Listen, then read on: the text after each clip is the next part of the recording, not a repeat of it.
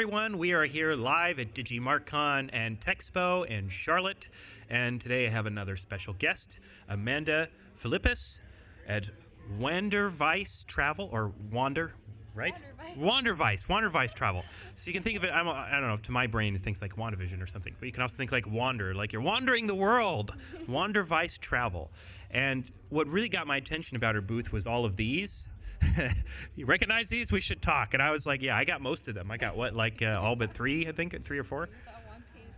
Yeah, I was like, is that Pirates? What is that? So we can get into that into a minute. But first, I'd like to hear a little bit, Amanda, about your background, and you can talk a little about your passions and how that morphed into this cool travel agency that you have now.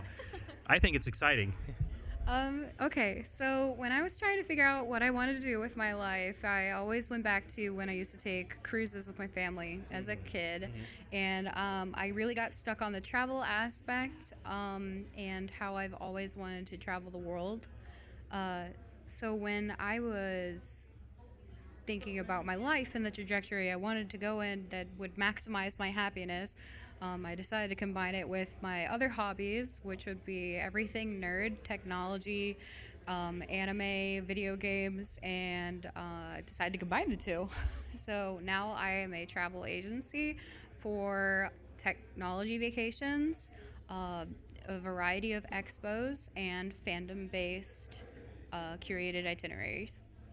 Yeah, that was pretty cool. She was showing me this itinerary for Seoul, Korea, and there were all these interesting, like animation things on there. And I really like this a lot because I travel a lot with DigiMarkCon, and sometimes we get a few days off, so I get to go do something fun, like in New Zealand or something. So we were talking all about like all these cool stuff you can do in New Zealand and everything.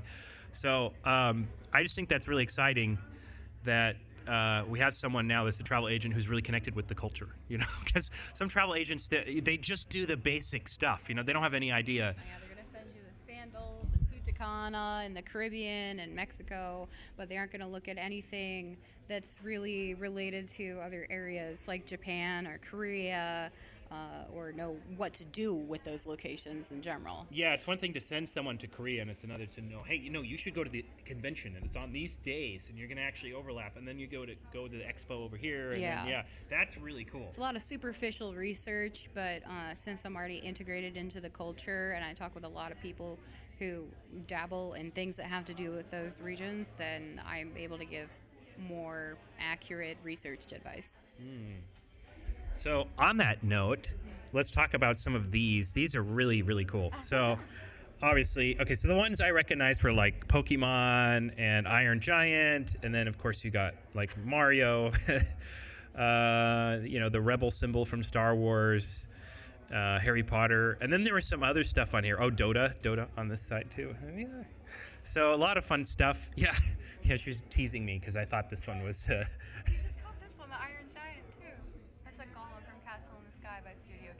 Oh, I thought it was the Iron Giant. See, to me that looks like the Iron Giant. I mean, that's a killer movie. Yeah, so how did you come up with this idea? And how does that relate to you booking? Like if someone tells you, oh, I'm really interested in, let's say, Game of Thrones, how you can use that information when booking like travel reservations. So Game of Thrones was particularly inspired by a vacation that we took around Italy. It hit a port in Croatia, and one of the tours in Croatia was actually a filming site for Game of Thrones. So that led me to do more research there. So if I was to craft a vacation around it, it would hit a lot of castles. I think they filmed in Ireland with them and on the coast there, and it would hit the other filming locations in Croatia and explore that as well. That's really, really exciting. So it's one thing to have someone that can go out and do the research and that sort of thing, but because she's passionate about these things, that adds an extra layer, because now you have someone who's booking your vacation but also knows like what would make them happy, and then they're translating that into your itinerary. So I think that's really cool that you can do that. So I'd like to talk about maybe, I don't know, what's some of the most exotic locations that you've booked, or maybe some of your clients or even you yourself have been to. And then we'll go into a little bit, too, about your branding and inspiration for the company. A lot of the more exotic locations are definitely going to be like New Zealand, which I'm sure people from New Zealand aren't going to consider that exotic, but it's one of the most magical landscaped places that exist on Earth. Like there wasn't a lot of prop that the setup that they had to do to really create the world of Lord of the Rings, where it was based and filmed. It was just that fantastical.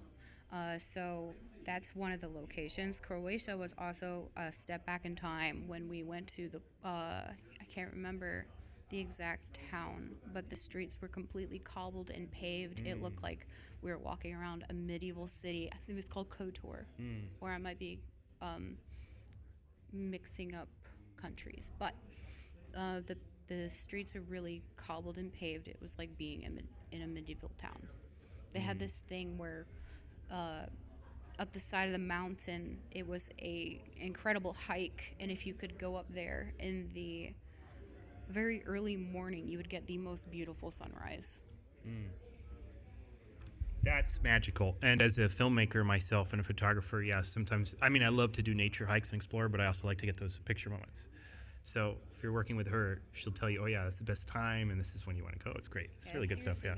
The tinier, finite details that create the most fantastical experiences are definitely those hidden gems, those tiny things, like saying going up here at 6 a.m. to like witness the sunrise of a lifetime.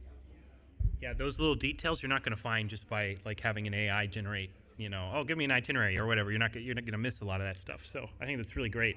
Also, your prices are absolutely fantastic because you're just getting started. She's really not charging like anything. You're just getting like affiliate links. Can you go into a little bit about that too? Right now, since I'm early in business, I'm not charging a fee to continuously manage a booking. My profits are coming entirely out of commission. You guys are getting the discounted rates that I can provide, as well as my basically 24/7 service. If anything went wrong with your trip, like your flight got messed up or the hotel can't accommodate you and they overbooked, then you just call me, you kick back, you relax, and I handle it, and then I'll let you know when it's done. So it's not just you're booking a travel. It's the whole experience of now you've got like customer service behind you, customer support, and you can help people too with the crazy things like the travel insurance and making sure like, okay, if there's some medical need, it can be met and all of that good stuff too, right? Yeah, those are important things. Yeah, the travel insurance, to my understanding, typically covers if anything does go wrong in that country. That if you have it on there, then you can get help. But if you don't put it on your booking, then sometimes you're out a couple thousand. And nobody wants to be out a couple thousand on like a nice vacation or honeymoon or something. You got enough things to worry about. Yeah, you want to spend that on something nice, not on necessity stuff. Yeah. All right. So I'd like to get into. Can we show a picture of the company logo? Sure. I think it's a really cool logo. So it's sort of like a fusion of a jellyfish and like a balloon. That's a hot air balloon. A hot air balloon. But when I first saw it, I also kind of thought Cthulhu a little bit in there, I've and heard that Metroid, works. too. You've heard which one? Metroid. Metroid. The head suckers. I think. A lot of people have told me that this looks just like it if I just cut this off. And I'm like, that's fine. It's relevant. So what is it supposed to be, and what was your inspiration behind it? It's a jellyfish with a hot air balloon. I wanted something that elicited a fantastical effect, and I know jellyfish technically don't have brains. They kind of wander aimlessly. So I thought that would fit with the name of the company, and then the tentacles or tendrils, they tend to be poisonous or have shocking capabilities. So that's why I thought it would fit the Vice portion. I really, really like that part of it because, yes, I love to travel, and sometimes it is a little bit of a vice. You're dealing with stuff, like they got your booking wrong, or I'll tell you a couple horror stories that happened to us. Oh, so one time, one time we get to this Airbnb, and it's like not a real location. It's fake. So we get there, and there's like no building. The address is wrong. The person's not responding to emails. and it was like obviously kind of a scam. And then when we finally like really pressed them on refund, they're like, oh, well, here's the real location. We just sent you that to deter scammers. And we're like, yeah, I don't think so. No, like you are the scammer. Let's cut this out. Yeah. So I don't know if you've got some horror stories you've felt or dealt with or anything, but that was a crazy one. I haven't heard of anything quite like that. No, that's a first for me. I'm gonna have to start checking my Airbnbs on Google Earth. I'll tell you another crazy one. So we landed in, I think it was Houston, and it was during a storm or something. So all the power was out for like hours and hours and hours around. So you couldn't even book anything because all the hotels that were bookable were overbooked, like massively overbooked. And then you had to drive like an hour and a half out of town just to get something. Yeah, just to get like a hotel with power. So we had that too. So I've seen all the crazy stuff, and I've also seen like, you know, we don't travel light with our conference. So we travel with like 30 something bags, sometimes more, sometimes it's like 45 bags. So we've had these experiences sometimes where we go and we're like all prepared and we have the budget and everything, and they're like, oh, sorry, we're not going to accept media rate here. And you're like, we kind of really need media rate. You know, it's like several $1,000s difference. Oh my God. And the airline won't take it or whatever, and it's like a big hassle and mess. You got to switch flights and all this stuff. So I've seen it all. So I totally get the Vice part as well as the Wander part, because I've also seen some really amazing, like New Zealand was one of my favorite locations all last year. And then we've been to Australia, and we've been to Dubai. Like I've seen some really incredible, amazing places. Egypt, saw the pyramids in Egypt. So yeah, I think travel is really, especially now where everybody lives in the realm of like virtual, it's sometimes really important and good to step out of that and step off the screen and like experience it in real life in person. You know, it's a different experience. Yeah, it's definitely very humbling because there's so many different cultures around the world and landscapes, and you're not going to get that just stepping out inside your front lawn or even looking through a computer screen. There's nothing that replaces the majesty of seeing a genuine, bona fide, 100% Mother Nature crafted landscape. It's something that you can't even imagine, or you feel the comparison of even just going to Niagara and seeing how big those falls are. It's just humbling.